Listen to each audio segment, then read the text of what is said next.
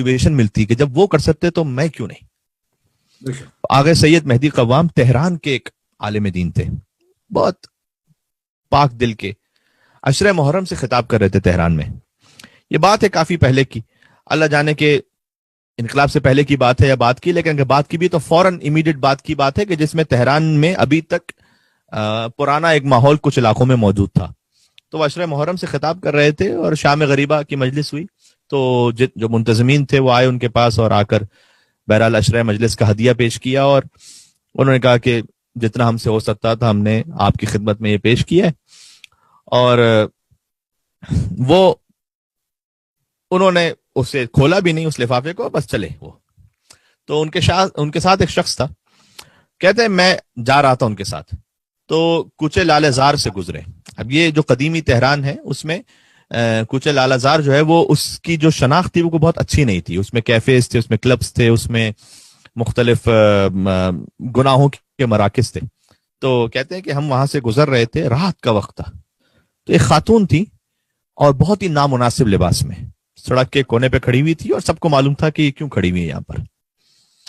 تو سید مہدی قوام وہ کہتے ہیں ان کے ساتھ جو شخص تھا اس سے کہ وہ اس طرف سڑک پہ جو خاتون کھڑی ہوئی ہے اس کو بلانا ذرا میرے پاس.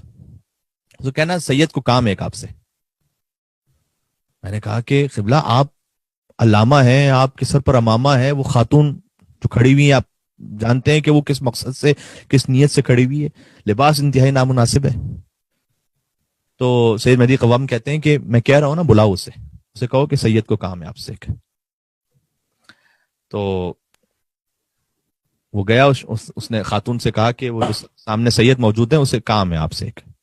وہ خاتون آئی, اس نے بھی آ کر جب قریب پہنچی دیکھا کہ امامہ ابا قبا میں ایک عالم موجود ہیں, کہا آپ نے مجھے بلایا ہے.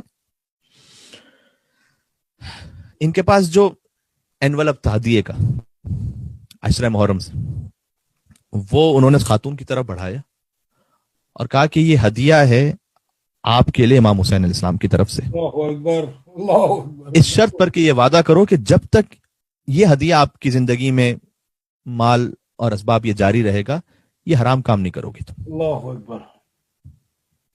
اسے ہاتھ میں دیا اور پلٹ کر دیکھا بھی نہیں, چلنے لگے.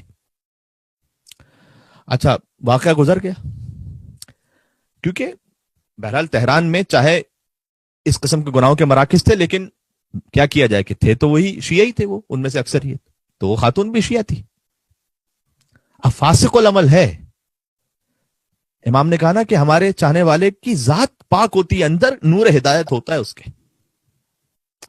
تو اسے دیا, وہ کہا کہ جب تک یہ ہدیہ چلتا رہے نا اس وقت تک دیکھو یہ گناہ نہیں کرنا, یہ بس تم مجھ سے وعدہ کرو یہ ہدیہ تمہارے لیے امام حسین علیہ السلام کی طرف سے. چلنے لگے آگے, اس سے بات بھی نہیں کی آگے. کہتے کئی سال گزر گئے, میں پھر کربلا گیا.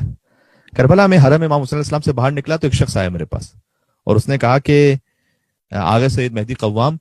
کہا میں جی. کہا میری زوجہ ہیں وہ وہاں پر موجود ہیں, وہ آپ سے بات کرنا چاہتی ہیں.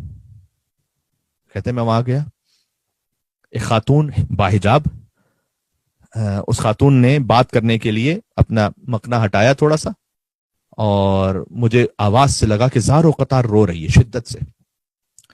اور اس خاتون نے مجھ سے کہا کہ آپ نے مجھے پہچانا کیا؟ میں نے کہا کہ نہیں پہچانا میں نے آپ کو. کہ یاد ہے چند سال پہلے آپ تہران کی فلاں سڑک سے گزر رہے تھے اور آپ نے مجھے قریب بلایا تھا, میرا لباس بہت نامناسب تھا, اور آپ نے میرے ہاتھ میں ایک انویلپ رکھا تھا اور کہا تھا یہ ہدیہ ہے تمہارے لیے امام حسین علیہ السلام کی طرف سے. کہتے ہیں آپ دے کر چلے گئے, میں تو وہیں سڑک پر بیٹھی زار و قطار روتی رہی بہت دیر تک, اور میں اپنے آپ سے کہتی رہی کہ عشرہ محرم گزر گیا, مجھے احساس بھی نہیں ہوا میں کن گناہوں میں ہوں. اور وہیں میں نے بیٹھ کر وعدہ کیا. کیوں وعدہ میں نے یہ کیا کہ چاہے اب یہ ہدیہ بعد میں استعمال کروں گی, ختم بھی ہو جائے, میں گناہ کی طرف نہیں آؤں گی, اس لیے کہ میں نے دل میں یہ خیال کیا کہ کیا مجھ جیسے گناہگار پر بھی امام حسین کی نگاہ ہے.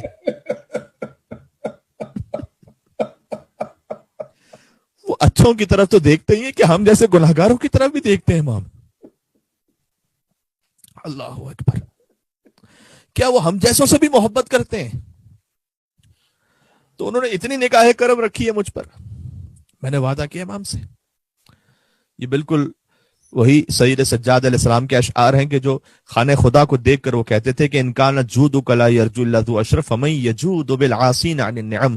پروردگار اگر تیرا دروازہ فقط نیک لوگوں کے لیے ہوتا تو گناہگار کس کے دروازے پہ جا کے مانگتے؟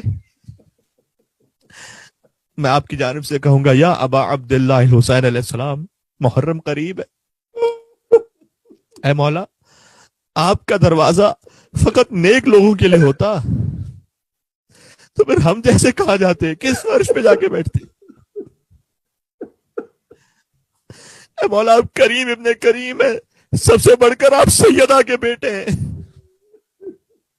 آپ کریمہ کے بیٹے ہیں، تو آپ کا فرش فقط ایسا نہیں کہ نیک لوگوں کے لیے، فقط اس میں کوئی عالم مجتہد آیت اللہ کوئی بہت اچھا مومن فقط وہی آئے گا، نہیں، حسین کا دروازہ وسیع ہے، اس میں جبھی تو قیامت کے لیے جو روایات کا مفہوم ہے کہ ہر امام کے لیے ایک الگ الگ صف لگی ہوئی ہوگی، جو سب سے زیادہ جنت میں جائیں گے وہ امام حسین علیہ السلام کی صف کے ذریعے سے جائیں گے، اس لیے کہ اس میں گناہگار بھی ہوں گے، اس میں بہت سے ایسے لوگ بھی ہوں گے جن کی زندگی ویسے ٹھیک نہیں تھی لیکن امام حسین کے نام سے جڑے ہوئے تھے، امام حسین نے انہیں روک کے رکھا ہوا تھا. تو اس خاتون نے آقا سید مہدی قوام سے کہا میں قیامت تک کے لیے آپ کی بھی احسان مند ہوں. کیوں؟ دیکھیں جو آپ کو راہ امام حسین علیہ السلام دکھلائے اس نے سب سے بڑا احسان کیا نا آپ پر، کہ میں قیامت تک آپ کی بھی احسان مند ہوں کہ آپ نے میرا ہاتھ امام حسین علیہ السلام کے ہاتھ میں دیا ہے.